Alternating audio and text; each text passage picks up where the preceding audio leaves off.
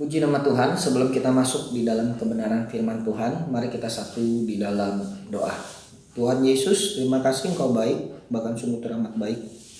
Jadilah kehendak-Mu dalam kehidupan kami, ampuni segala dosa dan pelanggaran kami, kuduskan dan layakan kami. Terima kasih Tuhan, singkapkan firman-Mu bagi kami Tuhan. Engkau baik, bahkan sangat teramat baik Tuhan. Roh Kudus, terangilah hati kami Tuhan. Dalam nama Yesus, haleluya, amin. Mari kita buka di dalam surat Yudas pasal yang pertama.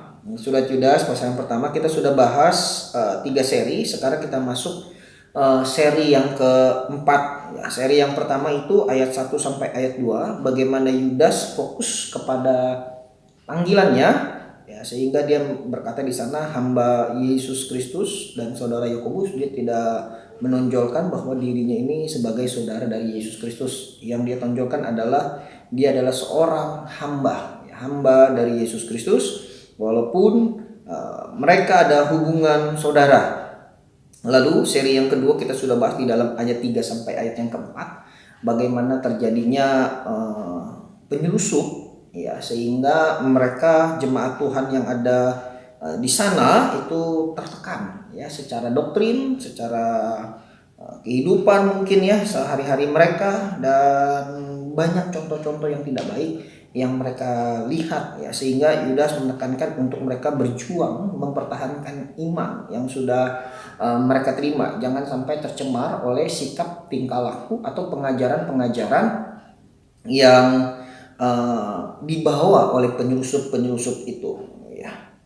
Dan yang kelima sampai ayat yang kelima sampai ayat ketujuh ini seri yang ketiga, di mana Yudas juga memberikan contoh nantinya bagi para penyelusup ini atau orang-orang yang menyalahkan kasih karunia Allah itu akan dihukum. Ya, dia memberikan contoh yaitu orang Israel saat dia keluar dari tanah Mesir yang akan masuk ke dalam tanah perjanjian, yaitu tanah Kanaan, ya. Padahal sudah di depan mata, tetapi tiba-tiba mereka berbalik, tidak percaya, tidak yakin bahwa Tuhan sanggup membawa mereka masuk ke dalam tanah perjanjian itu.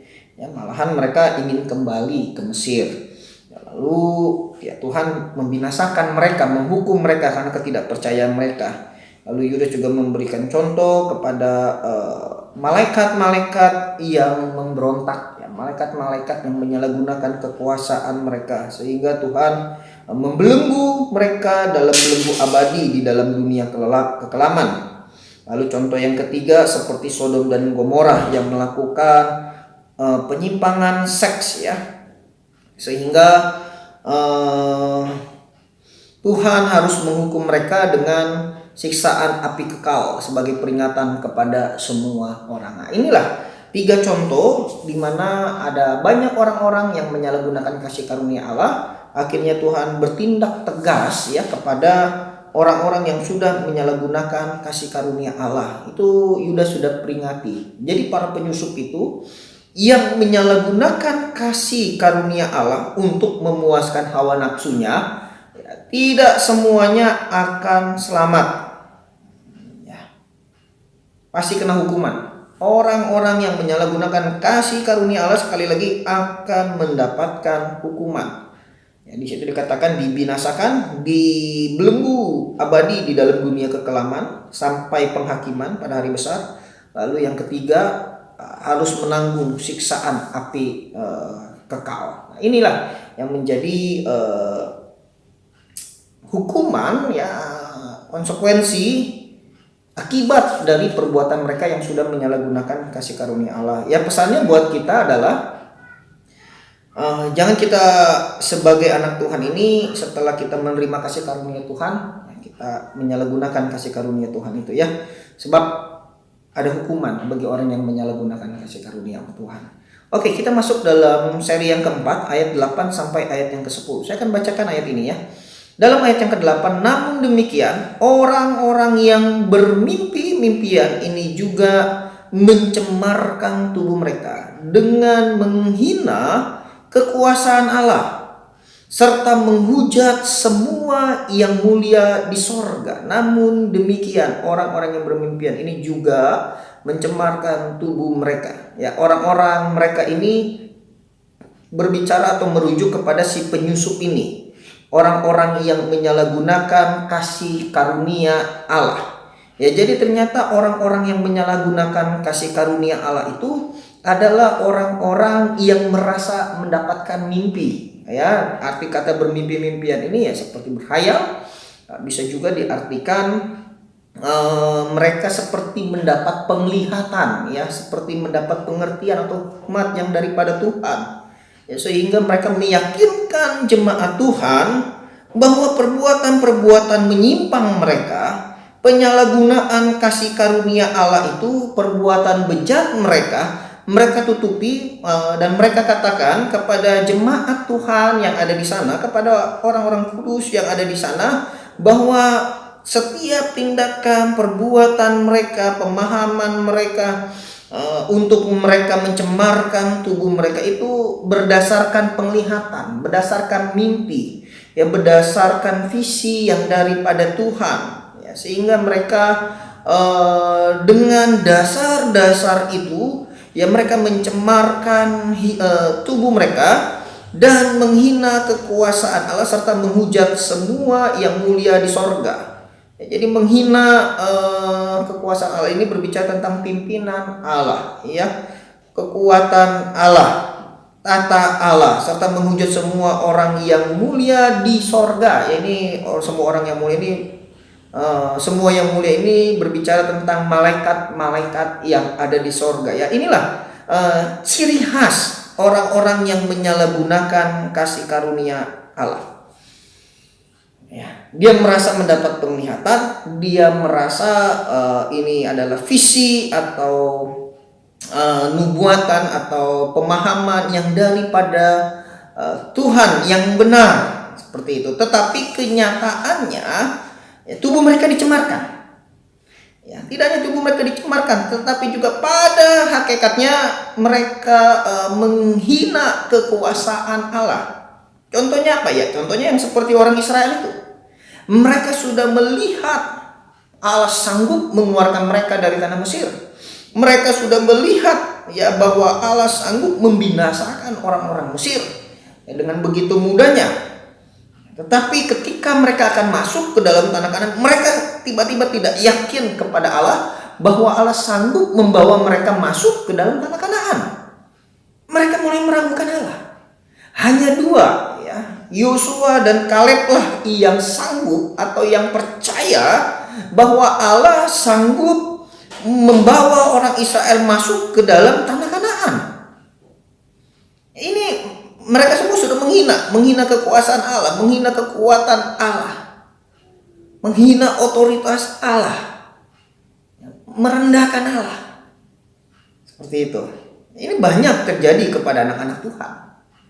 Ya, ketika ada masalah, ketika ada persoalan, ketika ada tekanan, ada kalanya kita suka menghina, mungkin dari mulut tidak, tapi dari tingkah laku kita suka menghina kekuasaan Allah dengan cara kita tidak percaya bahwa Allah sanggup menolong kita, bahwa Allah sanggup membela kita, bahwa Allah sanggup membebaskan kita dari segala tekanan, dari segala masalah-masalah yang ada, serta menghujat semua yang mulia di sorga, ya, malaikat-malaikat yang ada di sorga semua ini dihina semua.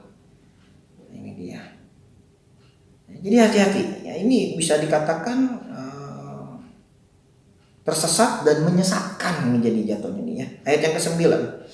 Tetapi penghulu malaikat Mikael ketika dalam suatu perselisihan bertengkar dengan iblis mengenai mayat Musa, tidak berani menghakimi iblis itu dengan kata-kata hujatan, tetapi berkata, kiranya Tuhan menghardik engkau. Lalu Yudas memberikan contohnya.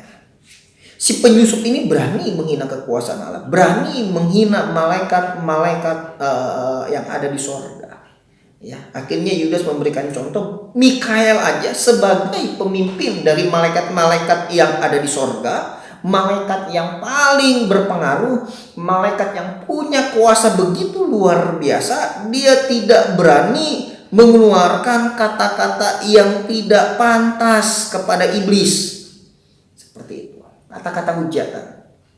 Loh kenapa? Karena kalau kita lihat ayat ini, Mikael mengembalikan semua hukuman itu, penghakiman itu kepada Tuhan. Kiranya Tuhan menghardik engkau.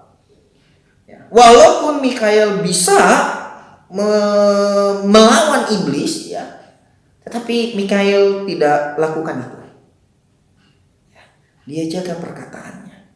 Dia jaga tadi di situ kalau di dalam ayat yang ke-6 ya, bahwa ia menahan malaikat-malaikat yang tidak taat pada batas-batas kekuasaan mereka, ya. Dia tahu dia punya kekuasaan, ya. Tetapi dia tidak mau lawan. Dia tahu batas-batasnya sampai di mana dia sebenarnya. Sedangkan yang penyusup itu, ya, dia sudah melewati batas-batas kekuasaan. Mikael walaupun dia punya kekuasaan, dia tahu sejauh mana batasnya, semana dia tahu. Dia bisa bertindak bijak, ya, sebagai orang yang diberikan kemuliaan oleh Allah, ya, sehingga dia serahkan semuanya ke dalam tangan Tuhan, karena Tuhanlah hakim yang adil. Begitu juga dengan kita anak-anak Tuhan. Ketika ada orang yang, ya, mungkin kita mau hujat orang itu, ya, ayat ini menjadi pelajaran buat kita. Janganlah kita menghujat orang-orang yang melakukan kesalahan. Bahkan Mikael aja, iblis saja dia tidak berani hakimi, dia tidak hujat, dia kembalikan kepada Allah. Begitu juga dengan kita anak-anak Tuhan, ketika kita melihat orang-orang di sekeliling kita mungkin melakukan hal-hal yang tidak pantas, ya, kita serahkan itu semua kepada Tuhan, ya, karena Tuhanlah yang menghakimi. Ini meributkan masalah mayat Musa. Ya, Musa kan sudah membunuh, iblis mungkin menuntut, ya, kepada Allah bahwa Musa ini harus dihakimi, harus dihukum karena dia sudah membunuh. Nah, tapi Mikael tidak mau ya, melawan iblis dengan kekuasaan-kuasaannya, tetapi dia serahkan semuanya kepada Tuhan. Ya, Musa ini mendapatkan anugerah dari Tuhan, ya. Ayat yang ke-10, akan tetapi mereka menghujat segala sesuatu yang tidak mereka ketahui, dan justru apa yang mereka ketahui dengan nalurinya seperti binatang yang tidak berakal, itulah yang mengakibatkan kebinasaan mereka. Jadi yang mengakibatkan kebinasaan mereka adalah mereka menghujat segala sesuatu yang tidak mereka ketahui, dan justru apa yang mereka ketahui dengan nalurinya, ya, secara alami, bukan secara logika. Firman Tuhan ini seperti binatang yang tidak berakal, itu dalam terjemahan lain seperti binatang liar. Jadi mengartikan firman Tuhannya itu sesuka hatinya, sesuka maunya sendiri, ya, bukan pada aturan-aturan kebenaran firman Tuhan.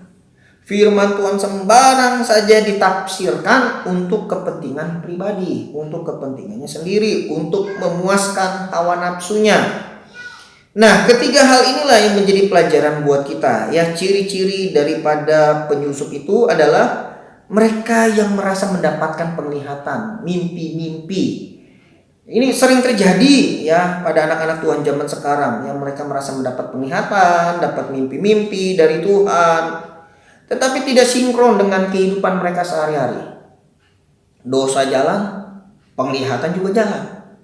Ini harus dipertanyakan, ya. Ini sama saja seperti penyusup. Bisa jadi dia nggak sadar apa yang dia lakukan itu sebenarnya salah, tidak menyenangkan hati Tuhan, ya, salah pemahaman. Ya, dia mengerti dengan nalurinya, ya, seperti dikatakan itu, tapi mereka,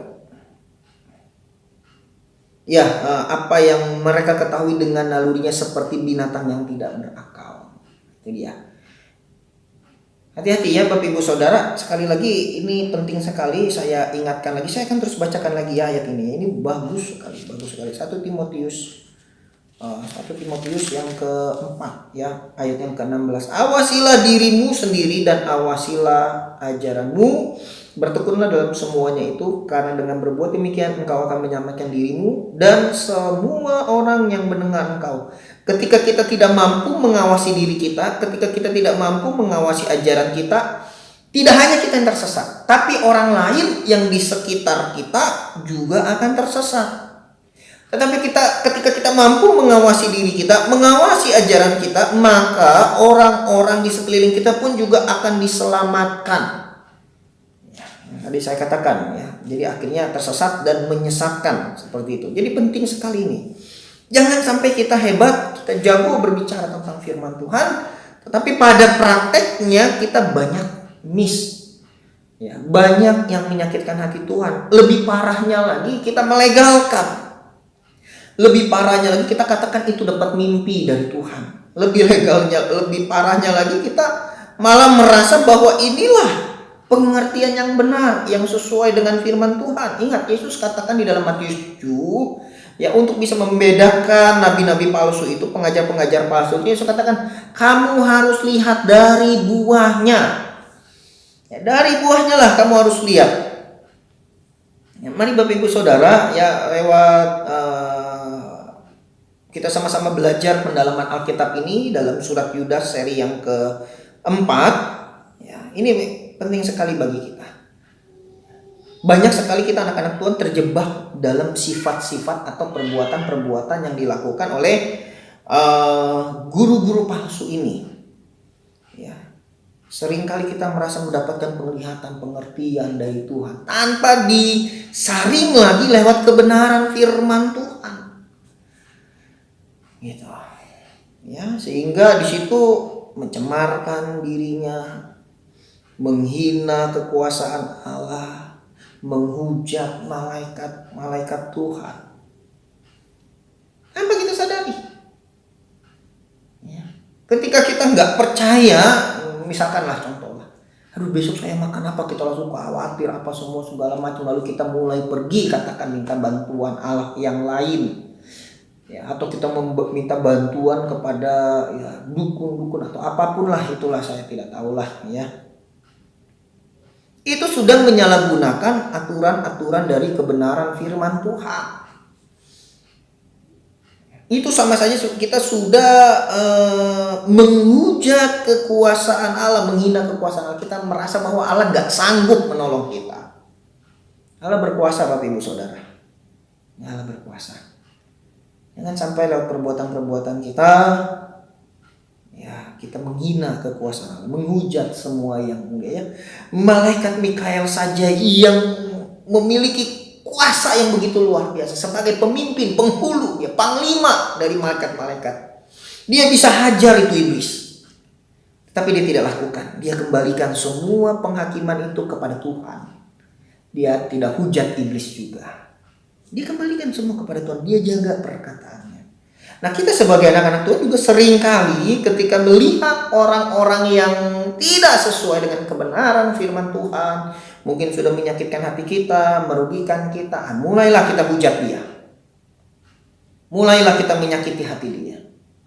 Mulailah kita melakukan hal-hal penghakiman terhadap orang itu. Nah, ini jadi pelajaran juga buat saya. Saya juga sama ya. Terkadang suka seperti itu. Lewat firman ini saya harap Bapak Ibu Saudara dan saya, kita sama-sama belajar untuk tidak lagi menghakimi atau menghujat. Ya, mungkin ada yang salah, ya kita hanya ingatkan saja kepada teman-teman kita. Kalau kita bisa ingatkan orang itu, ingatkanlah bahwa itu salah, tidak sesuai dengan firman Tuhan. Tapi jangan sampai kita menghakimi atau menghujat. Kita serahkan semuanya kepada Tuhan, karena Tuhanlah yang nantinya akan menghakimi. Ya, sekali lagi Mikael, ya, yang begitu luar biasa kekuasaannya, dia tidak melewati batas-batas kekuasaannya. Apalagi kita manusia. Jangan sampai kita melewati batas-batas dari apa yang sudah Tuhan tentukan kita sebagai manusia. Ya, dan ayat 10 yang terakhir, akan tetapi mereka menghujat segala sesuatu yang tidak mereka ketahui. Ya, dan justru apa yang mereka ketahui dengan nalurinya seperti binatang yang tidak berakal. Jadi ternyata pemahaman-pemahaman mereka ini, ya, kalau dalam istilah teologinya ini eisegesis, bukan eksegesis. Pahamnya sendiri. Jadi firman Tuhan diartikan secara pahamnya sendiri, secara pengertiannya sendiri, maunya sendiri, ya, dan minta atau mencari dukungan-dukungan dari ayat firman Tuhan. Seperti itu. Ya, dan ini dikatakan ya seperti binatang yang tidak berakal atau liar. Ya, kita nggak boleh seperti itu. Bila kita tunduk pada kebenaran firman Tuhan, kita lihat kemurnian daripada firman Tuhan. Jadi dalam penghujatan mereka segala sesuatu yang tidak mereka ketahui. Jadi sebenarnya bisa dikatakan dari ayat 8, 9, 10 ini mereka ini bodoh tapi so pintar. Nah itu dia. Kenapa saya katakan bodoh? Karena di dalam ayat 10 katakan akan tetapi mereka menghujat segala sesuatu yang tidak mereka ketahui. Jadi mereka ini sebenarnya nggak tahu. Tapi kalau kita lihat di dalam 8-nya, mereka itu seperti mendapat mimpi, penglihatan. Seperti itu. Ya. Dan mereka merasa berhikmat, mereka mendapatkan pengertian secara nalurinya. Istilah ininya otodidak ya. Tidak salah dengan otodidak ya, mau seperti apapun pertumbuhan firman Tuhan, mungkin kita tidak sekolah teologi, ya mungkin kita tidak sekolah Alkitab, tapi kalau kita mengartikan firman Tuhan bukan untuk memuaskan hawa nafsu, tetapi untuk memuliakan Allah dan disinkronkan lewat perbuatan-perbuatan yang penuh dengan kasih, ya walaupun dia tidak sekolah teologi itu sah-sah saja. Yang menjadi permasalahannya adalah mereka mengartikan firman Tuhan semau-maunya sendiri. Terlalu yakin, wah ini dari penglihatan dari Tuhan dan sebagainya. Ya, mari kita mau menundukkan diri kita kepada firman Tuhan. Ya, kita mau pelajari firman Tuhan ini bukan untuk memuaskan hawa nafsu kita, bukan untuk membela diri kita. Ada banyak loh anak-anak Tuhan yang memakai firman Tuhan untuk membela dirinya dalam melakukan dosa. Ya, sehingga dia bisa melakukan dosa seenaknya, melakukan dosa seperti tidak melakukan dosa, dan mungkin mereka sudah tahu ini dosa nih nggak boleh dilakukan, tapi mereka akhirnya lakukan juga dengan dalil dosa merah seperti kain kemisi Tuhan ampuni kok. Akhirnya dia ulang-ulang lagi dosa itu, dia lakukan dosa itu karena dia artikan ayat itu nanti Tuhan ampuni kok, nanti Tuhan ampuni kok. Ini kan jatuhnya sama saja seperti penyalahgunaan. Ya, penyalahgunaan kasih karunia Tuhan di dalam Galatia. Ya, Galatia pasal yang ke-6 ya ayat 7, jangan sesat, Allah tidak membiarkan dirinya dipermainkan, karena apa yang ditabur orang itu juga akan dituainya. Sebab barang siapa menabur dalam dagingnya, ia akan menuai kebinasaan dari dagingnya, tetapi barang siapa menabur dalam roh, ia akan menuai hidup yang kekal dari roh itu. Ya, jadi jangan sesat. Tuhan nggak membiarkan. Ya kan saya sudah bahas dulu Galatia ini ya di pasal-pasal yang sebelumnya.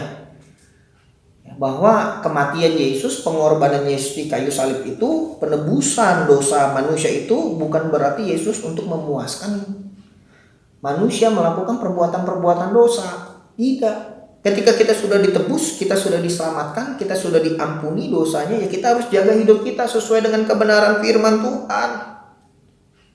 Jangan kita permainkan kasih karunia Allah itu. Begitu juga dengan orang Israel ketika mereka keluar dari tanah Mesir, mau masuk dalam tanah, itu kasih karunia Tuhan yang luar biasa dalam kehidupan mereka.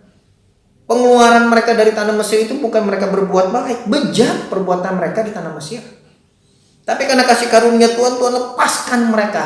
Tuhan keluarkan mereka dari tanah Mesir itu. Sehingga Tuhan akan bawa mereka masuk ke dalam tanah perjanjian. Tetapi apa? Mereka menyalahgunakan kasih karunia Tuhan. Mereka malah menghina kekuasaan Tuhan, menghujat Tuhan. Ya, membangun patung lembu dan sebagainya. Sangat menyedihkan perbuatan-perbuatan mereka itu menyalahgunakan kasih karunia. Ya, inilah yang menjadi perenungan bagi kita ya sebagai anak-anak Tuhan. Jangan sampai kita tersesat dan menyesatkan. Dan kita juga sebagai anak-anak Tuhan harus mampu membedakan ya, mana ini pengajaran yang dari Tuhan, mana yang bukan. Kita harus bisa tahu mana penyusup, mana yang bukan. Nah, jadi kalau Bapak Ibu Saudara lihat di dalam gereja Tuhan ada yang ibadah tetapi terus memuaskan hawa nafsunya. Ini kita harus ingatkan mereka ya. Kalau sekali, 2 kali, 3 kali mereka tetap harus seperti itu, ya jangan kita ikuti tindakan mereka ya. Jangan kita ikuti cara hidup mereka. Doakanlah mereka. Selalu doakanlah mereka agar keselamatan datang pada diri orang tersebut. Ya, agar anugerah Tuhan dinyatakan dalam diri orang tersebut sehingga ia bertobat dan mengikuti apa yang menjadi mau dan kehendak Tuhan dengan lebih sungguh-sungguh lagi. Ya. Dan mari, kata kuncinya di dalam surat Yudas ini adalah berjuang mempertahankan iman yang sudah kita terima. Tuhan Yesus memberkati kita semua. Mari kita tundukkan kepala, kita berdoa. Tuhan Yesus, tolonglah kami mungkin tidak mampu Tuhan membedakan mana yang dari Tuhan, mana yang tidak. Roh Kudus mampukan kami sehingga kami bisa membedakan mana pengajaran yang benar, mana yang penyusup, dan mana yang Tuhan Yesus menyalahgunakan kasih karunia Tuhan itu. Tuhan tolong mampukan. Berkati jemaat Tuhan di Bogor, Gading, Serpong. Berkati pelayanan pekerjaan Tuhan yang di Daru Raya, panti asuhan. Kami serahkan semua ke dalam tangan-Mu. Ampuni sekali lagi dosa-dosa pelanggaran kami. Hamba-Mu terbatas dalam menyampaikan firman-Mu. Mungkin banyak kekurangan, tetapi Roh Kuduslah yang akan menyempurnakannya. Terpujilah Tuhan. Kami sudah berdoa dan mengucap syukur. Kami serahkan roh, jiwa, tubuh kami ke dalam tangan-Mu. Dalam nama Yesus Kristus. Haleluya. Amin. Tuhan Yesus memberkati kita semua. Haleluya, puji Tuhan.